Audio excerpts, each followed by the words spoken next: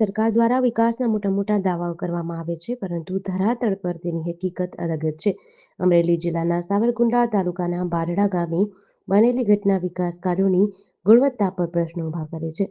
પરા વિસ્તારમાં લામધાર નદી પર ગ્રામ પંચાયત હસ્તક અંદાજે 5 લાખ રૂપિયાના ખર્ચે બનાવવામાં આવેલો પુલ માત્ર 10 દિવસમાં ધરાશાયી થતા સમગ્ર કામકાજ સામે સવાલ ઊભા થયા છે. મળતી માહિતી મુજબ બારડા ગામ નજીક લામધાર નદી પર સીમતળ અને ગામતળ વચ્ચે આવેલા પરા વિસ્તારને જોડવા માટે આ પુલનું નિર્માણ કરાયું હતું. ગામ લોકોની અવરજવર સરળ બને તે હેતુથી બનાવાયેલો આ પુલ થોડા દિવસોમાં જ બેસી જતા વિકાસ કાર્યોની ગુણવત્તા પર સવાલ ઊભા થયા છે.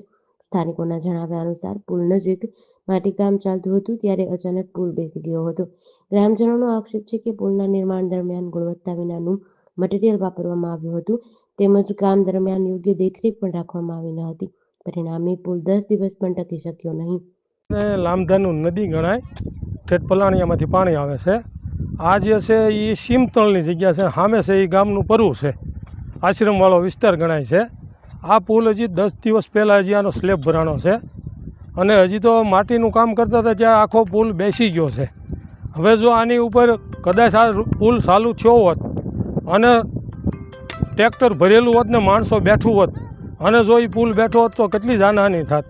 આ પુલમાં બહુ ગેરરીતિ નકરી ઓલી ભૂકી જ વાપરેલી છે અને લોખંડ તો તમે જુઓ ખાલી 8 mm લોખંડ વાપરેલો છે. એટલે આ ખૂબ નબળી કામગીરી આ પુલમાં થઈ છે, તો આની યોગ્ય તપાસ કરીને કાયદેસરની કાર્યવાહી કરવી જોઈએ. જેડીસી ન્યૂઝ સાથે મૌલિક દોશી, અમરેલી.